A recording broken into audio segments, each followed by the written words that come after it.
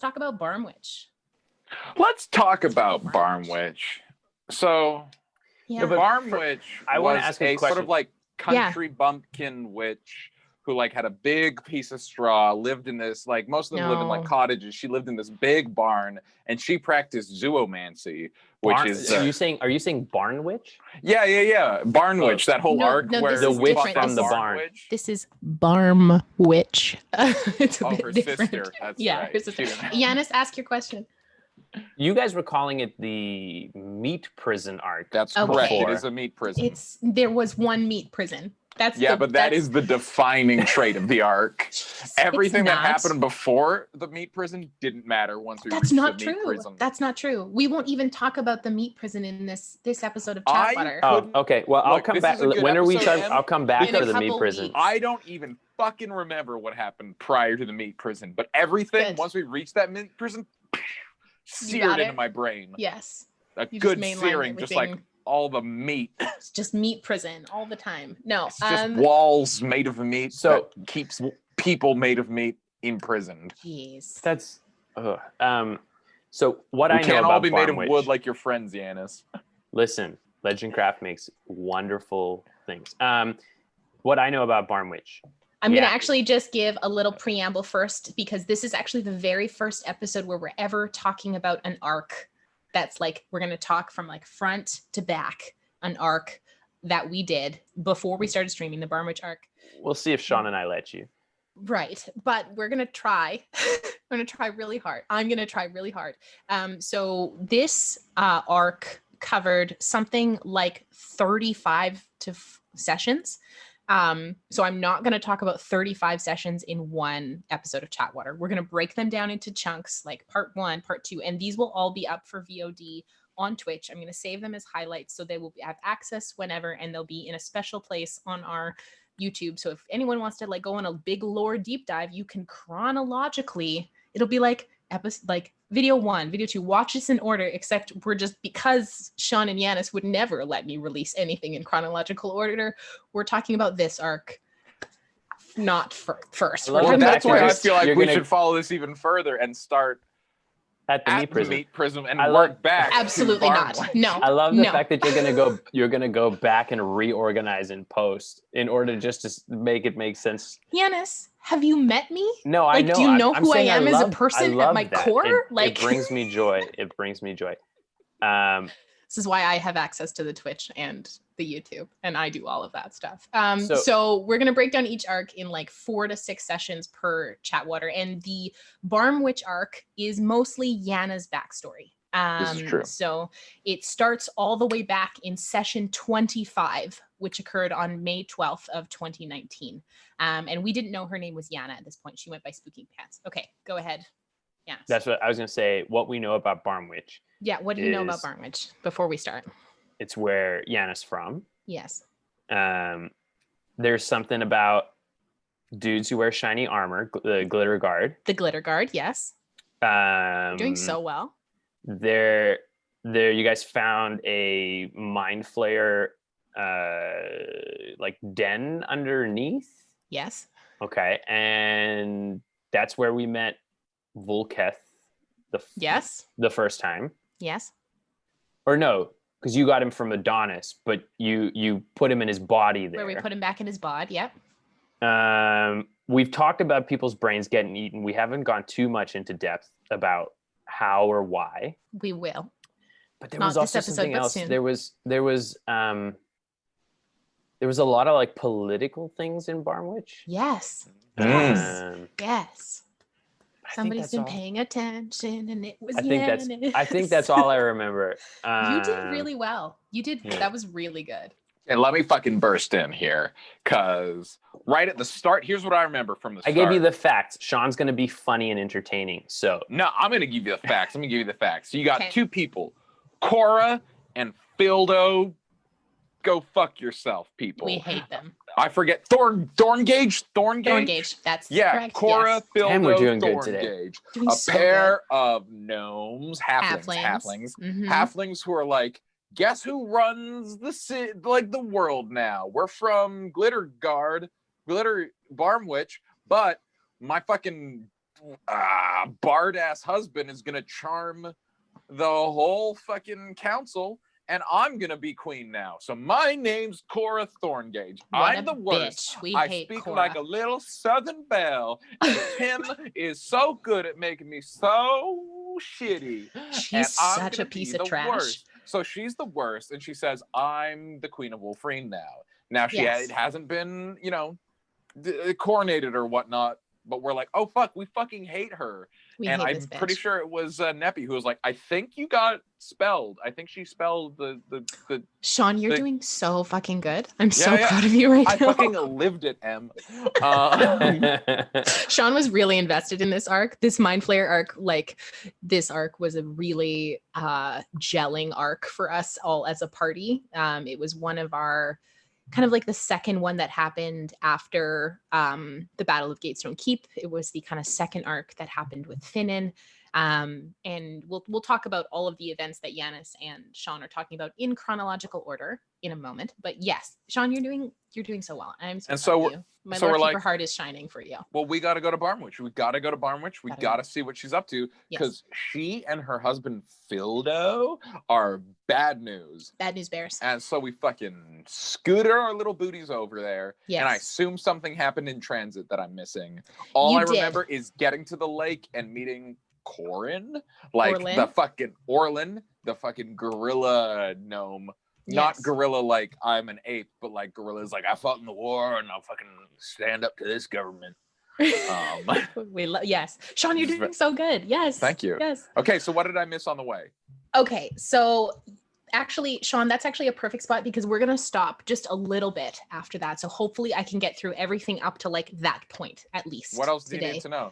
Cora sucks. Fildo sucks. They magically got everybody. Oh, people had brain things in their heads. Yes. We didn't know about that yet. We didn't know about that yet, but we're getting there. Okay. Roll, Yanis. We're getting there. So as I said, this covers Yanis' backstory, and it starts all the way back in session 25, which was May 12th, 2019. So this is a couple of days after the Battle of Gatestone Keep where Torrin died. This was the one with the Chaos Elemental. This was the one with Zakis of Saral, Sindral Doomwing, all of that kind of stuff. So a delegation from Barmwich arrives to Wolfreen to help kind of rebuild the city and kind of like have some extra military presence. We don't know much about Barmwich. We know that Spooky's from there, but we don't know too much about it. And we know it's a gnomish and halfling town with a lot of military prowess. Like everyone generally serves in the military or someone in your family does. So the council that Kamea was still a council person on at this point wanted to meet with us after the Battle of Gatestone Keep to basically say like, thank you, and you'd saved the city, etc., etc. And we saw that Fildo Thorngage was there, and Yana completely like shut in on herself. So we didn't know too much about Fildo at that point. We knew that he was the governor of Barmwich who'd come to assist with the supplies. He's a halfling, was really gaudily decked out in these like ostentatious clothes with like a lot of gold jewelry, and Spooky altered her appearance to make herself look different. Like she was like did not go into that meeting looking the same. So we go to this council meeting and Fildo is there. Cora is not, and that little fucker used was a bard, and we knew that he had like a penchant for music, but he was now the governor of Barmwich. We don't know how that happened at this point. And he charmed the entire council in front of us to get Cora a seat on the council. Everyone agreed, like it was like Neppy and like one other person made the save to like that he had charmed the whole council. And she was like, excuse me, like he's attempting to charm the council. So she got pretty riled up and insulted him to his face in front of the whole council. And then the council asked her to leave. So she did. She was pretty ticked off about that point and was like, you just got charmed and you're giving his wife, who you don't know, a seat on this council in a city that is just needing to be rebuilt because the queen had been assassinated. Queen Thealia had been assassinated, and they were like picking, this was just before the Battle of Gatestone Keep, a couple weeks before.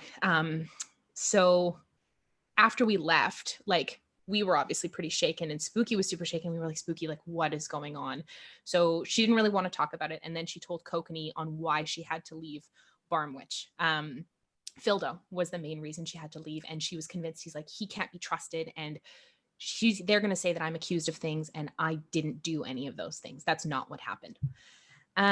So that was the very first session in which we met the Thorn Gauges and like already hated them. So did Yana, you said everyone served in the military. Did Yana serve in the military or have military? No, it's like everyone in your, someone in your family. Oh, okay. Like it's usually like someone from each family served. I believe her mother served in the military. I think her father was she's probably in the chat. She's going to correct me about that. One of her parents was in the military and one of them was into either magic or politics. And she was hoping to go into politics. Okay. Jen, please correct me in the chat if that is not correct. So next session, May 13th, 2019, apparently we played D&D 2 days in a row. Yeah. We used to do that sometimes. So we go to this bar and it was like a dive bar because we wanted to go out for a night out and go get drunk in a tavern. So we go and there's a bar fight that like Finnan starts a bar fight, I think. And there was Callie was doing a lot of arm wrestling and it was great. Spooky saw someone she knew, this gnomish clerk or aide to the governor named Pelpham, who worked for Fildo. And he said that people in Barmwich had been accused of crimes and they'd been like disappeared, essentially. Like that if you were accused of a crime and you didn't like fall in line or, you were just taken to prison, and that Yana's parents were missing. Yana hadn't heard from her parents in a long time, and that her parents were missing. So the next morning, after we all sleep off the drunken bar evening, she tells us her name is Yana and that she's a wanted fugitive from Barmwich, and essentially like puts down this wanted poster on a table, which Jen made, which she'd had in her book the whole time, and just like unfurled it and laid it. And it was like a picture of Spooky with like a wanted sign for 20,000 gold pieces. She had like a 20,000 gold piece bounty on her for treason. So T tells us that she caught Cora and Fildo rigging the election to get Fildo instilled as governor, and they'd essentially labeled her a criminal, and she'd been on the run for like 5 years. Did you guys consider turning her in? Never. And then once you had the gold, then overthrowing them. I'm just saying it would make like fiscal sense. Right. But you forget that this is a party that had just gotten perpetually used to being D&D poor. Like we were just like, and we knew about the money hole at this point. We knew it. We'd already known about the money hole and we're like, nah, we're going to go do other things. You would have gone down there and found like a dragon with pimples, like a teenage dragon, not a full grown. Be like, god. I like money. I like money. Worship me. No. So Neppy tried to scry on Yana's father, and she saw him in a prison, essentially like covered in rags and like malnourished and scruffy, with like a plate of like disgusting looking food thrown at him. But that was the night that Callie began having nightmares about the Baron von Kron. So she was like, had this necrotic energy in her chest. And we also realized we had to go rescue Kern and Mira from the Earth elemental plane, because they were still there and we had still left them there after they had gotten kidnapped by Zakis. So that little arc in the Earth elemental plane takes us all the way to session 32. So we spend 6 sessions in the Earth elemental plane. So we retrieve Kern and Mira, bring them back to Wolfreen, because we're going to take them to Svelland, where they're from, because Mira was accused of assassinating Queen Thealia, because Sindral Doomwing, who was one of Zakis's consort or conspirators, altered self to look like Sindral, or to look like Mira.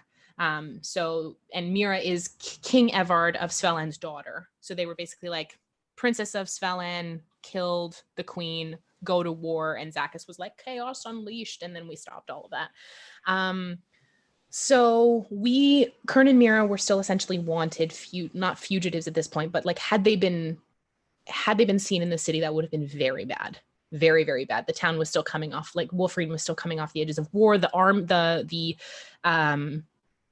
The naval fleet had just returned. And so we had hidden Kern and Mira in the basement of Kamea's house, because we were still living in Kamea's house at this point. And we lived in her house for so long. For too long.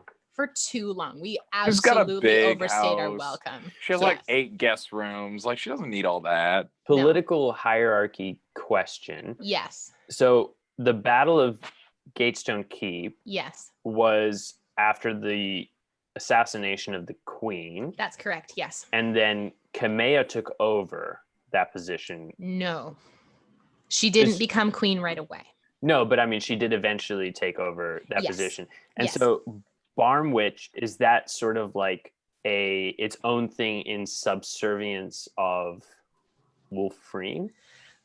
And like, Tim can correct me if... Were they called in to assist? Because like, otherwise, allies. how did... Okay. They're allies. Like, Wolfrene and Barmwich had always been allies. They wouldn't necessarily fall under, like, be... beholden to the queen of, to Wolfrene, but like in a state of war, they would come and assist. And then they try to worm their way onto the council of Wolfrene. They did. So Fildo got Cora onto the council. So the Admiral Kazim had come back, and he'd returned the naval fleets from the assault on Svel-En, because that's just where they had been, because they thought Mira had killed Queen Fialia, and we were asked to go towards before the council once Kazim had returned, because he wanted to question us as well. And the admiral was really, really distrustful of our involvement in what had happened, and had some suspicions about our truthfulness when we really tried to tell them, like, it wasn't Mira who killed the queen. It was, and I think Nepi literally put Sindral's skull on the table and was like, it was this person. So Cora, who's now in the council, is an absolute bitch. She's a total cow. She's the worst. And she's like sassing us left, right, and center. Careful who you call a cow. That's rude to... Okay, I'm sorry, but she's being awful and the worst. I think Cora is one of the most... I mean, like, that's unkind to cows, and cows don't deserve that comparison. I'm sorry. I apologize to every cow out there who I have insulted. I'm going to take that back. She was being awful. She was just being a really just trash human. Trash halfling. And she's rude and conniving. And just like every time we say something, there's like a little quip or comment. She's leaning over to people, whispering them when we're talking. It's the worst. So the admiral is like increasingly and increasingly distrustful of us. And Nepi's like, fine, put me under a zone of truth. Ask me whatever you want about this. And as like on my station, like, you have to trust me that this is what happened. And the admiral like warns her of the repercussions of what she's doing. And she sasses him back about like, do you know who I am? Like, do you know what I do here? And that you also need to treat me with respect based on who I am. And that I wouldn't lie about this. And so he's like, fine, come back tomorrow and I will bring the priest to cast it. So we're like, okay, fine. So we go back to Kamea's house, and then that night, Callie has the big nightmare about the Baron, where the Baron stabs her straight through the chest.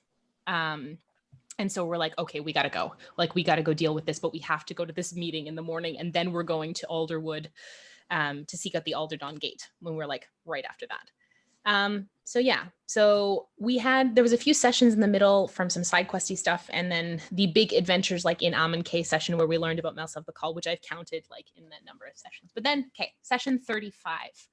So like we get to the meeting. Yana's like this whole Barmwich arc and Yana's backstory was really like the original OG money hole, where you guys just kept getting distracted by like other things.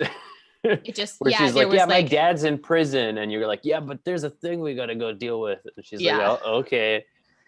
Yeah, and we kept scrying in on him, and like none of us... He's still in prison. He was still in prison. And there was so many threads that were like coming at us all at once, and I think we tried to figure out the like order to do them in, and just with none of it was good. It was just all of like something has to give. I just love the fact that like after every time you finish like a little like mini arc or like a little side quest thing, Yana's like, okay, well, can we go get my dad? And then you're like, oh shit, there's this thing over here we got to go do. That is exactly what it was like. I was there, and it was the worst. Oh man, good for us. What do we want to do now? And I was just like, so I'd like to get my parents out of prison. Oh yeah.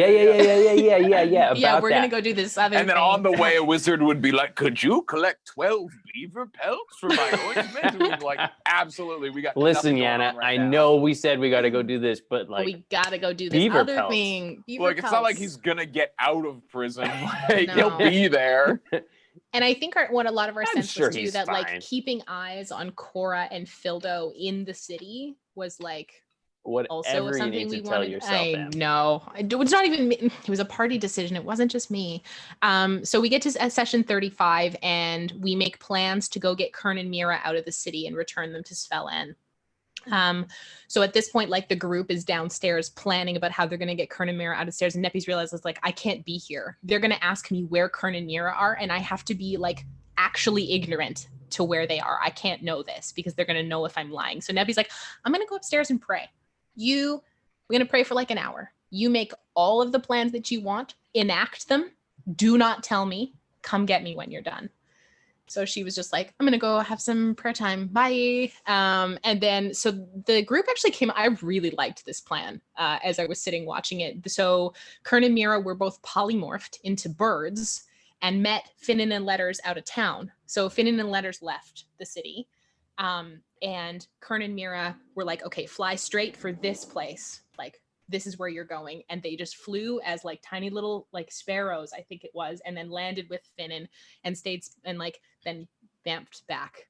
Kern was pretty sad about the fact that he had to turn back into a human at that point because he got to fly with 2 wings but only had 1 arm as a human, and which we've since remedied. But this like new armness was new, only having 1 arm thing or having lost an arm was pretty fresh at that point. Kern Berman is like the ultimate name that was invented on the fly. Like Tim had decided on Kern, and then he was pressed for a last name, and he was like, "Yeah, Kern Burnman." You know the story of Kern Burnman, right?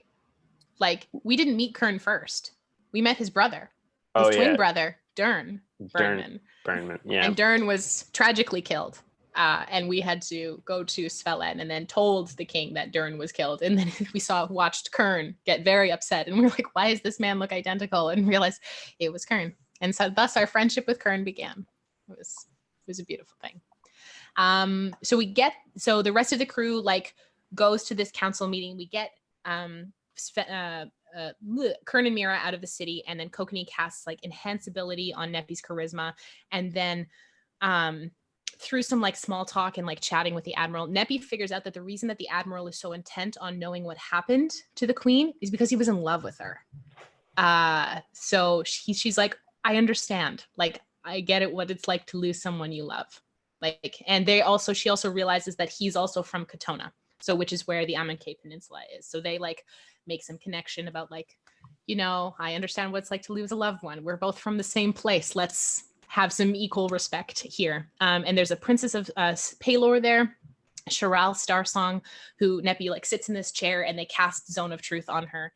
And she like purposefully fails the save rather than. And so they ask her a bunch of questions. Nepi says Sindral killed the queen, which is the truth, that she doesn't know where Kern and Mira are currently, which is also the truth. She asks if she did know at any point. She declines to answer the question, which you can do under Zone of the Truth. And the admiral's pissed off about that. But after that, they're basically like allowed to leave the city, or they're allowed to leave. And the admiral she's decently satisfied.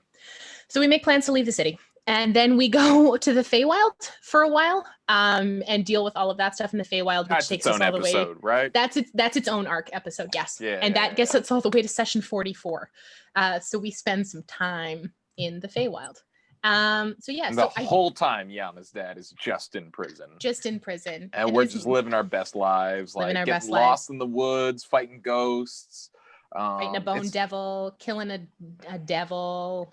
Flying through hell on a piece planet. Of the Feywild. Yeah. Wild times. And then we get out and we're like, whew, good for us. Oh shit, you're dead. Oh yeah, that's right. Well, it's so we traveled back Papa through Yana.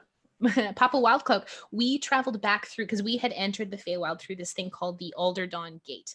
Or the Alder Gate, which is like the portal to the Feywild that is in the Alderdon Forest. So we go out of it. And we sail this piece of the Feywild back to the Feywild, where that's Chatwater. We'll get there. And we go through the Alderdon Gate expecting to be like near Svelin, near Alderwood, and we're not there.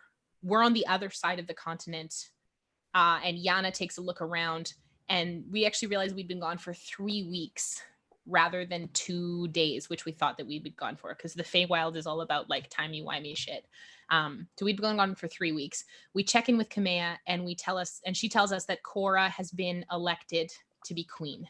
It was a close race, but she had won the election, and her coronation is in like a week and a half to 2 weeks time.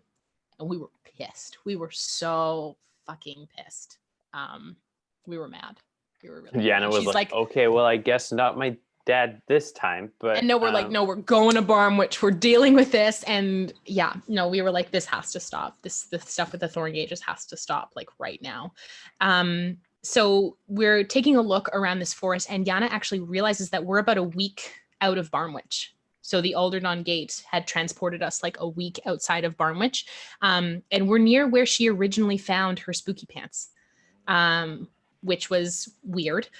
So we were like, oh, okay, we'll keep an eye out for all of that kind of stuff. But like, let's make for Barmwich, because if that's where we need to go and sort out what's happening and go find your parents, then we're going to go do that now because we're here and we need to. So we go and we make for the town of Hartsvale along the way. And there's this tower that is about a day outside the city, and we decide to make camp there. But as we're about to go to like take a look around, Neppy senses that there's like this, that it's been desecrated and there's undead in this tower. And she figures out that it's a deathlock white below us, like somewhere deep down in the tower. What's a deathlock? A deathlock is a white, which is like an undead creature that has pledged itself to a lich. So we were getting rumblings about lichiness. This was about Velsume. We didn't know it at this point. Well, we did, but like I did, but our characters didn't know that yet. So this was a white that was pledged to a lich who was in service of some evil god. And we were like, shit, this is bad. We start descending our way down, and we get Neppy's getting, and Callie are getting pings on just like a bunch of undead through like Divine Sense and Eyes of the Grave.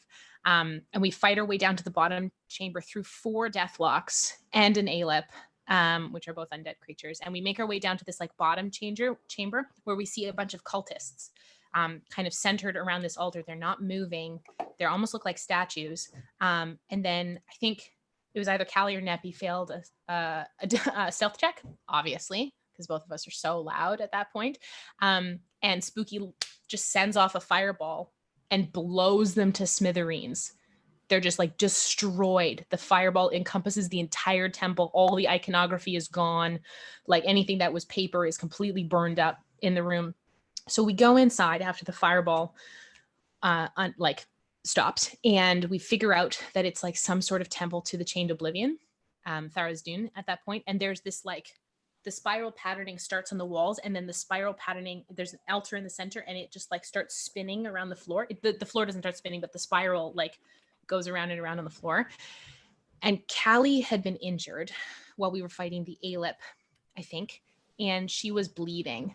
So as Callie stepped into the room, some of her blood dropped onto the floor, and the temple just started to just go like with like yellow light, and this yellow light started emanating from the floor, and Yana felt her pants tighten on her.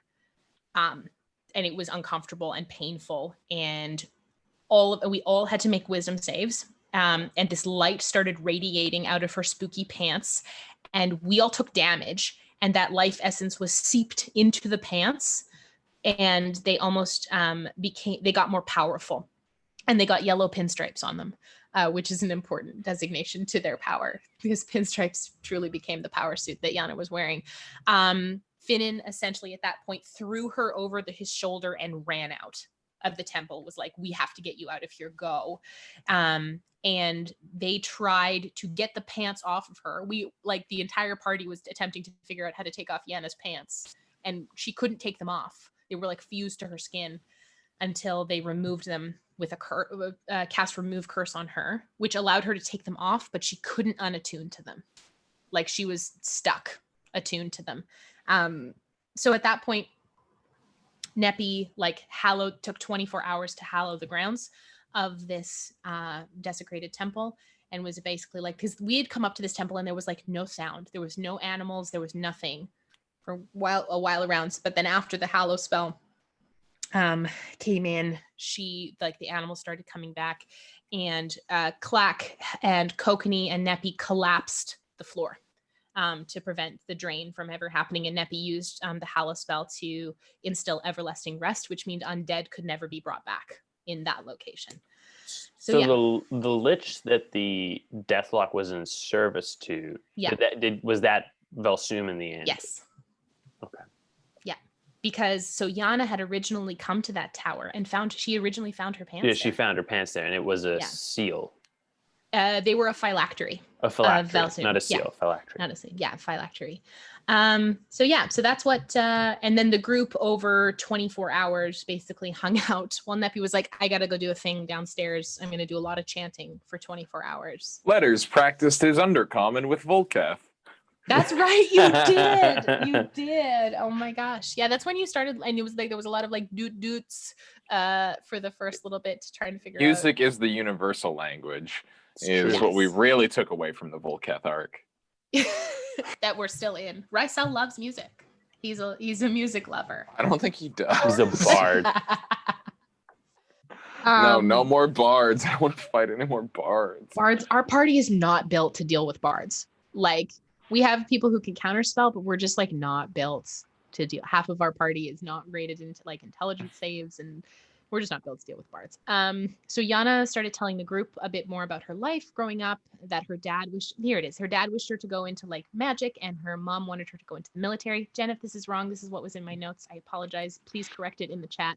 But she wanted to go into politics and start making things better in Barmwich. And she caught Cora and Fildo rigging the election so that Fildo would win. And they in turn caught her catching them. So they ran her out of town. And we check in again with Kamea and update her on all of this stuff. And basically she was like, Fildo is going to arrive in a couple days for Cora's coronation. Like, our hands are tied. We can't do anything. She's voted in as queen. I can't stop this. I just have to be careful. And she'd voted against Cora. She'd been one of the people, obviously, because we had been trying to get Kamea to be queen. We'd been like, Kamea, put in a bid. Kamea, put in a bid. We want you to, because Callie and Kamea were together at this point, and we were like, Kamea, go be queen. Go do that. We really want you to do that. So Yana starts talking to us a bit about how things in Barmwich got really bad really quick. There was like dissidents against the Thorn Gauges were like started to go missing, or either like fell in line too much. They got like too pro Barmwich about things. And the Glitter Guard had turned into this sort of like secret police who were essentially like breaking down doors and looking for dissidents. And it was really, really bad. But we were still a little bit outside of Barmwich. So we traveled to Hartsvale, where Yana had come through and tried to be a bard to hide herself, named Lemon Fable, and she wasn't very good. Lemon Fable is great. Lemon Fable's a great name for a bard. So Letters, you should probably talk about the fight you got into in Hartsvale. Okay, so bud. So we fucking show up at a town called Hartsvale, which is a big fucking furbolg fucking village. And there's this fucking guy. What's Letterkenny, right? Yeah, this is the Letterkenny. It was literally Letterkenny. So just importantly, everyone in this town speaks in real fucking rural fucking Canadian accents, which is just a fucking delight there, bud. What was his fucking name? This dickhead. Bayhorn.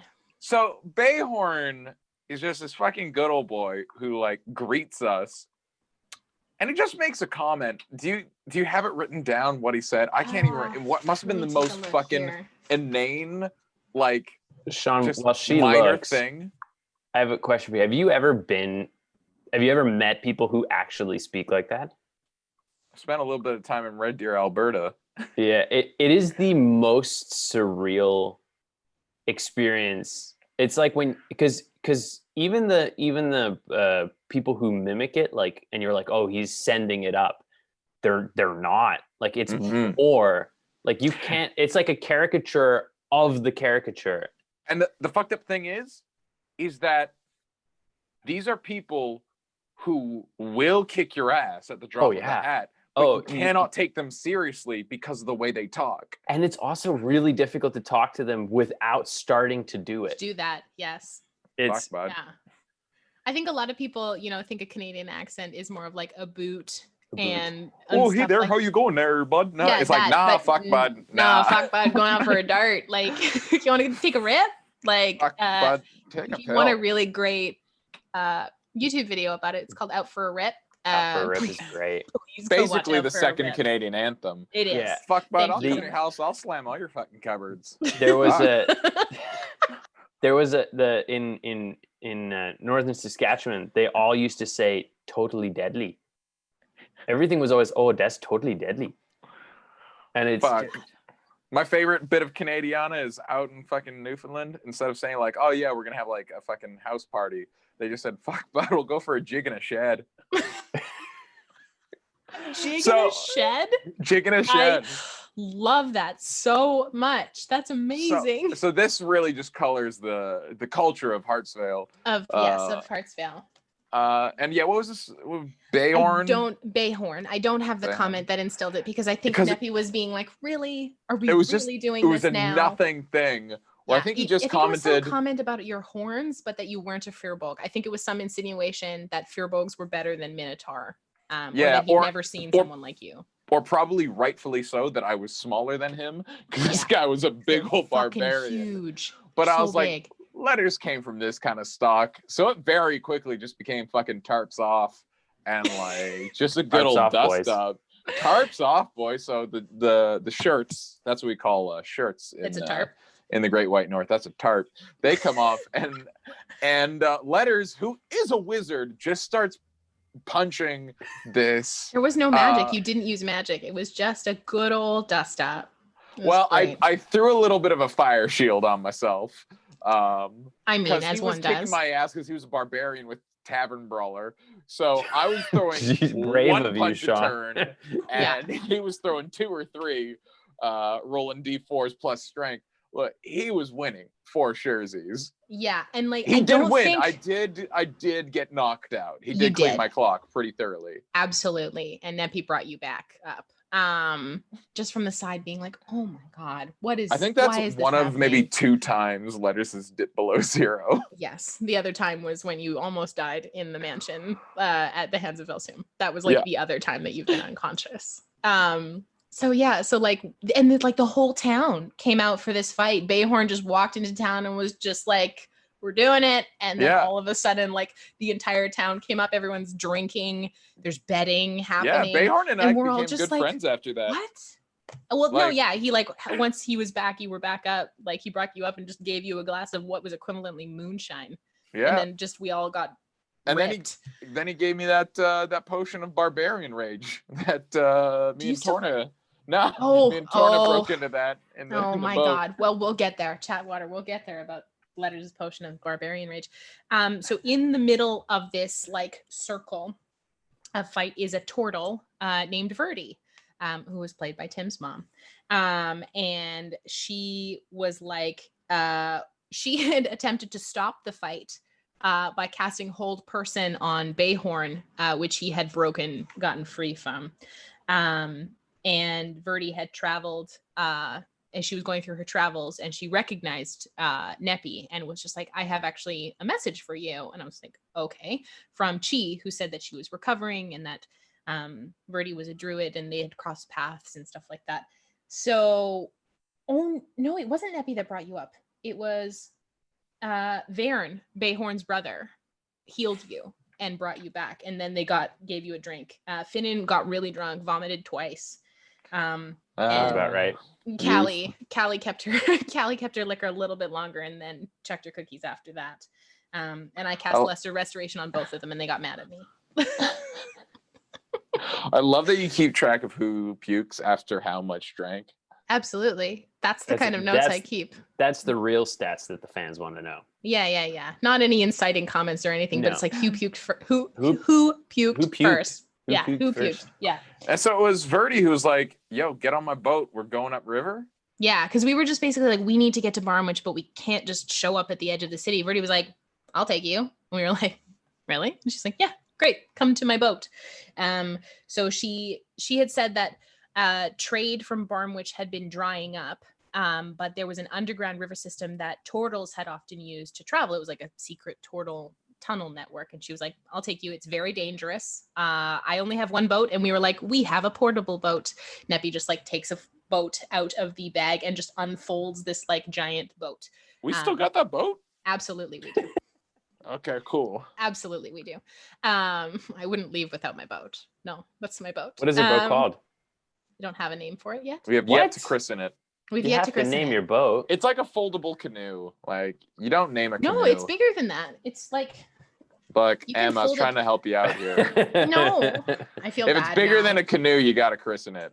Got it, Chris. Right, we should probably I need you to do that. decide on a name now. No, Because I'm sure not gonna do Neppy that. has a name in her mind. Nah, look, Yanis got to happen at the table. It's got to happen at the table. I'm sure Gotta Neppy have would it have at a the name table. for it. Portable boat. It folds out to either fit 15 medium creatures or 4 large creatures. That is massive. It's a a big boat. canoe. It's a big canoe. So we basically like attached ourselves to Verdi's boat and then started going down this really, really treacherous water system. It was not a good, it was like a 3-day travel. And we went down this and we fought, what did we fight? Like 4 lizardy. Oh, it was a hydra. We fought a hydra in that. Oh, yeah. Yeah, Awful. there was many heads. It was not, it was very bad. And one of the boats started taking on water. The Clack almost drowned. Not a strong swimmer, Birdie's Clack. boat collapsed, and that was really bad. Just a rock. Fucking. Just goes right down. It just was not great. And there was like will-o-wisps, I think, in there. And there was also spider webs in there.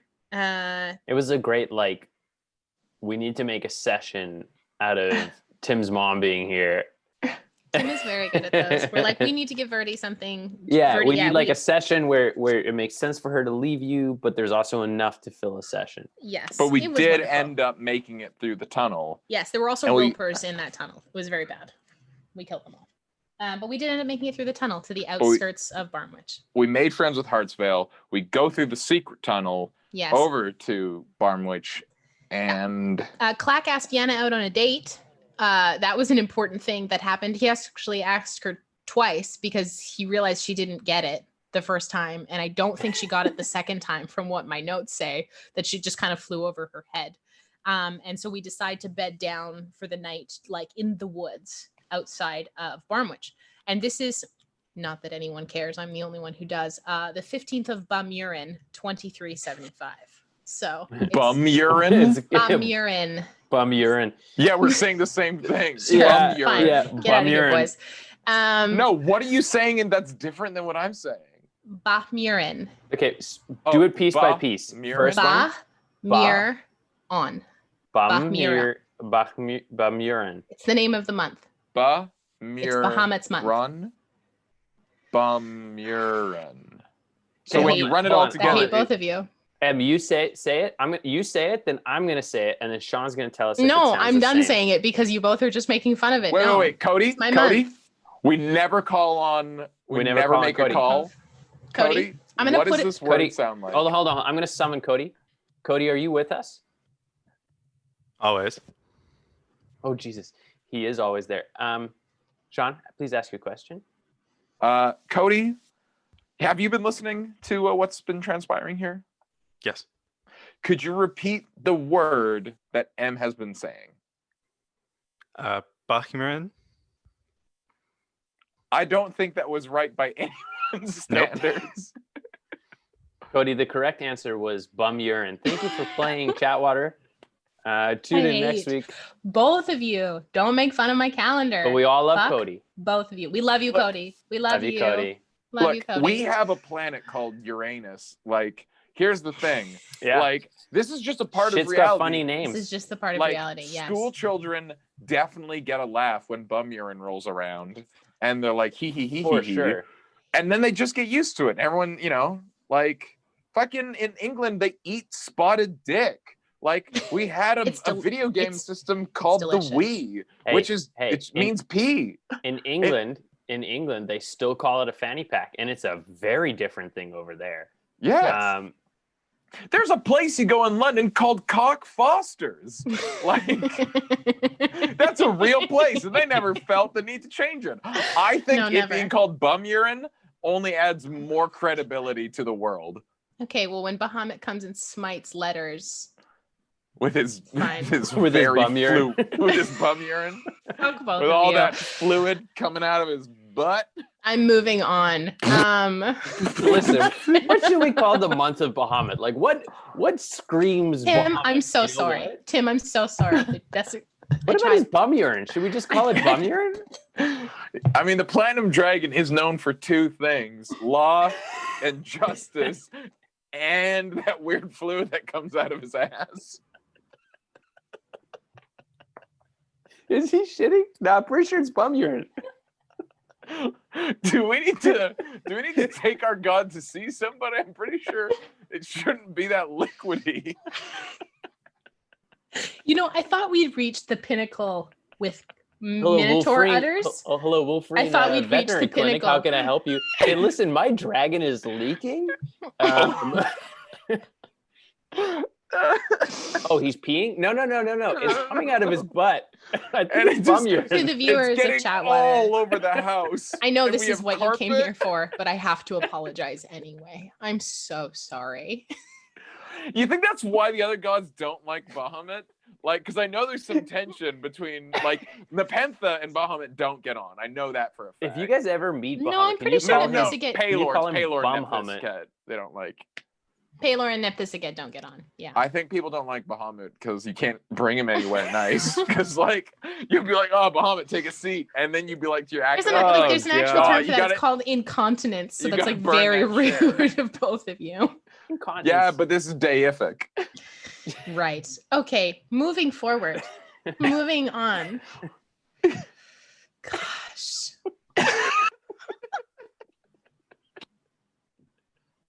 Why did you canonically make Bahamut incontinent? Did you not hear it? I did not hear it. I did not hear it when I created the month because did you and Tim you're the lore keeper. Yes, you're the lore keeper, and you just canonically made Bahamut incontinent. No, I did not. That's the biggest no, I did not. Possible. I mean, I'm here for the dunks, but I did not do that because that's not where my mind yet. Because I'm not 12. I think if we check the tape, Cody, is that an official ruling on that? Cody, can you play back? Because if M says it, if M yes ands it, then that means it happens. If I say it's just like encouraging Tim, but if M says it, that means it's in the book. I feel like I need to flip over to the chat right now. Tim, please help me. Please. Tim's not in the chat. Tim has given up. God. He's probably playing Among Us or He's abandoned me. It's fine. Okay, so yeah, Cody, I just want to give a shout out one time, all the time, to Cody, who has just posted the calendar in the chat because he cares about me and wants me to be a happy lore keeper. So I just want to. Usually, you're right. When you tell the in-universe day, I'm indifferent towards it. But today, it has added so much value to my life. So much joy. It's a delight. And I like you both a little bit less. It's funny. No, I'm just kidding. Letters will always look forward to celebrating bum urine with all his friends. Cool. But we're at a lake. We've arrived at a lake. We've arrived outside of Barmwich. We can see the wall outside of Barmwich. On the eve of bum urine. No, we're neck deep in bum urine right now. right in the middle, like in the middle of a lake of bum urine right now. That's our show. That's our whole show. That's how far we were trying to get to, right? I have a whole one more session that we can talk about, or that can just be our show where the two of you just get hung up on that. No. I got other questions. You got other questions. Okay. You gotta give me a second though, because bum urine is all I can think about right now. Do you want to say it a couple more times to get it out of your system? I want to see if I can say it correctly just once. Is it bum urine? No. I literally can't. No, just can you say it one? Like, actually, I'm not. It's not a joke right now. I actually want to say it right once. Bahmurin. Bahmurin. There's no ch. Bahmurin. It's like instead of a u, it's a mi. It's like a I sound. In a minute. Bahmurin.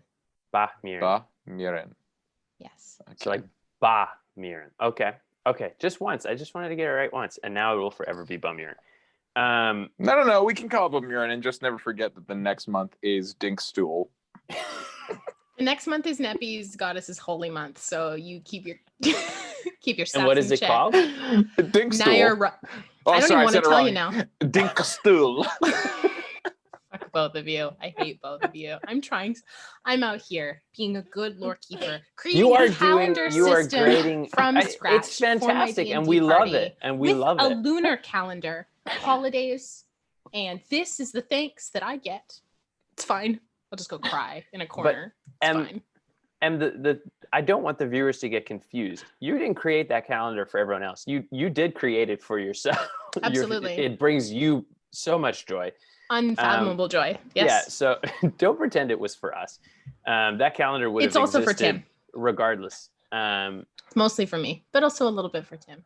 Tim, please back me up. Gosh, I'm floundering. Please back me up. Help your wife. Here we are at Barmwich. Right. A city on the rise. I'm gonna read Tim's direct quotes. He says, I mean, it doesn't sound great, but I love the idea of people not taking it seriously. Really rubs Bahamut the wrong way. So he both agrees that it sounds like that, but also agrees that Bahamut would be bum-urined about it. Okay, so before bed that night, before we bed down, Neppy scries on Cora, and because this is what Neppy does, she scries on people. Total creeper. And yeah, absolutely, yeah.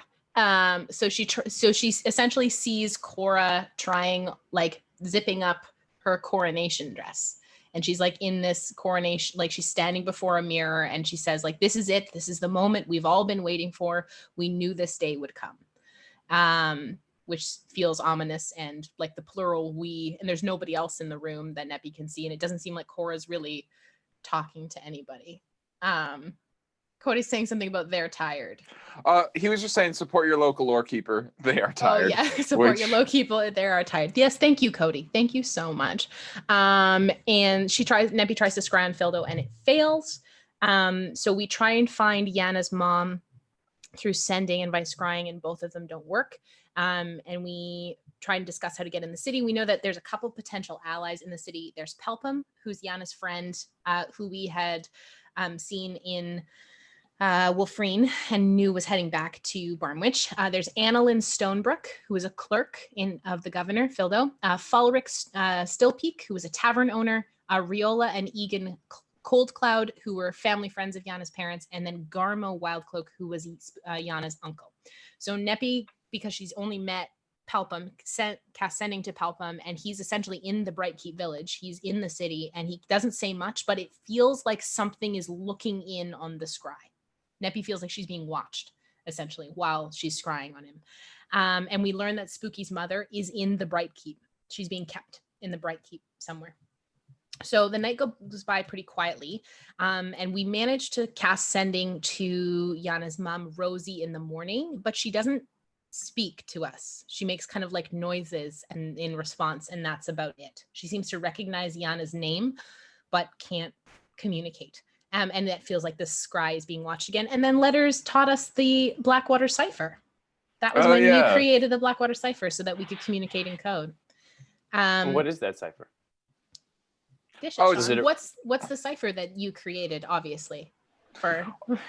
It's just like a written thing. It's because I took linguist as a feat, which is a really underpowered feat.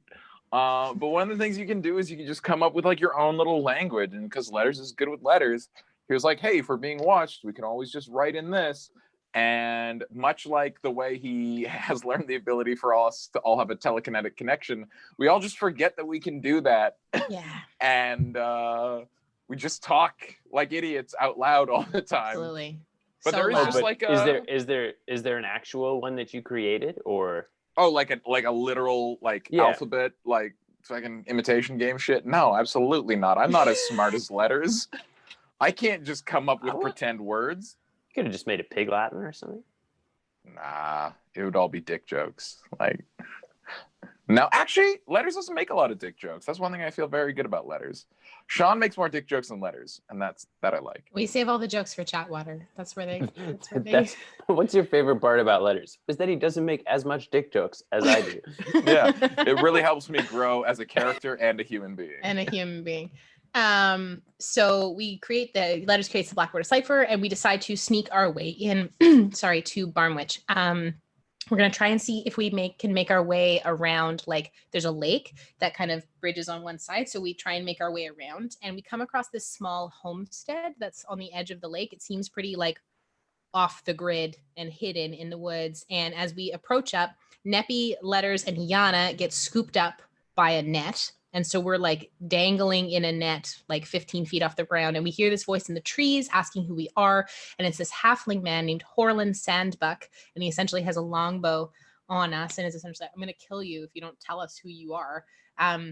We ask for like a parlay with him, be like, hey, we don't want anything like trouble. We're trying to figure out what's going on in Barmwich. And he's like, one of you can go inside.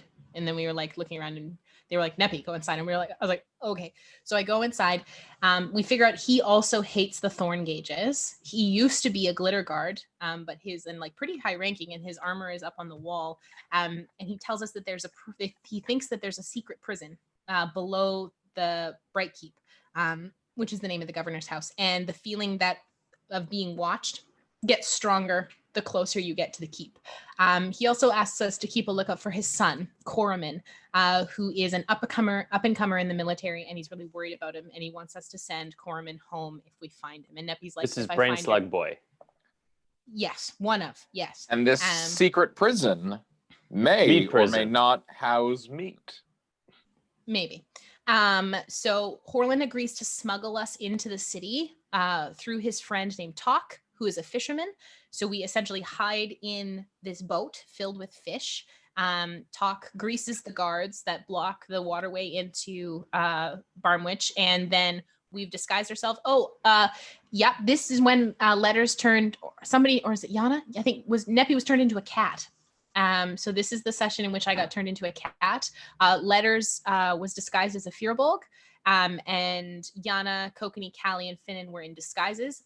So we sneak into Barmwich in however we look. And as we walk through the city, we're approached by some guards. And they demand that Kokanee surrender his weapon, because all weapons had to be registered in the city, or that like nobody was allowed to carry weapons. And he gives his weapon knowing that he can summon it back, because he's got the Eldritch Knight ability to summon it back. So he just like gives the sword. And Callie had sense to like hide hers under her armor, like essentially like holding it under the disguise or however that was done. So we go to this tavern that's owned by Falric, Still Peak, the Still Peak Distillery, that their specialty is gin. And we find Falric safe and alive. He gives us a bunch of rooms. He says he'll come back to check on us later, like trying not to raise any suspicion. So he comes back up a little later in the evening, and like he and Yana reunite. It's beautiful. Like he's like friends. He's known her forever. And we find that Yana's bounty is up to 80,000 gold pieces. And you still didn't think about turning her in and then absolutely getting her back out. No, because we knew that if she went in, something would happen to her, because she would likely be taken to the secret prison, and Kokanee was also on that bounty for 50,000 gold pieces. Because Kokanee You could have turned them both in. Yeah, that's 130,000. Yeah, but we didn't. We just started our own country at that point. Yeah, Hired a new adventuring party. We wouldn't have been D&D poor anymore. Just be land barons. Yes, yeah, great land barons. Could have bought Barmwich. Matt and Jen could have just picked new characters and absolutely. Could have just been like, that's it. That's it. We're done. Because Kokanee had split the lip of a guard who was now a captain after he and Yana had a bit too much to drink at a pub. And that guard was now a captain, and then essentially upped there and like inflated the crimes that they were being accused of and stuff like that.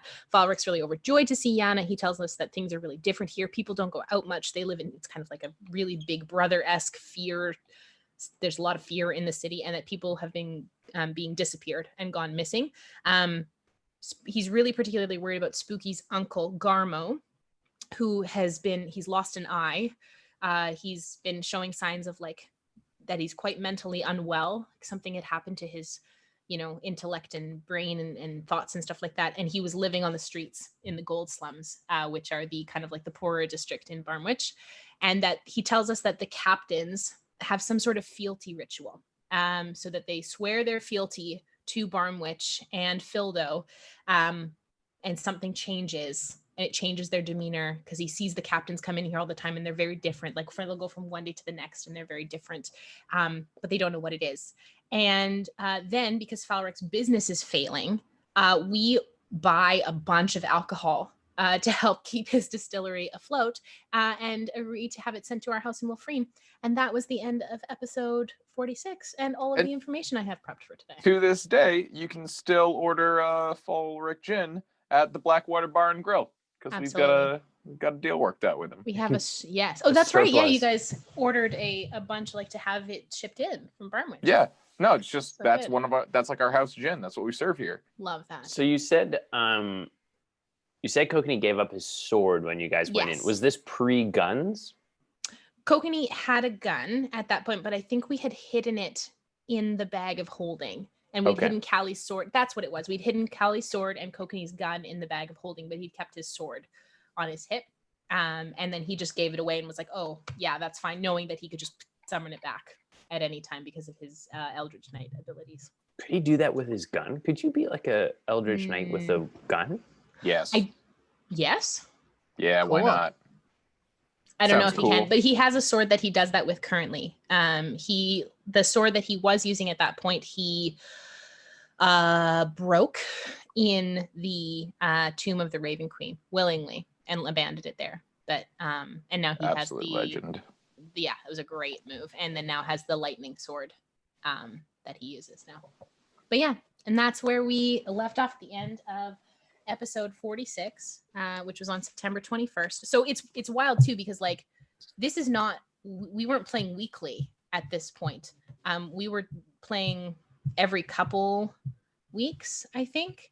Then we essentially started moving to weekly. So it started in May of 2019, and we're now in like September of 2019 in my book.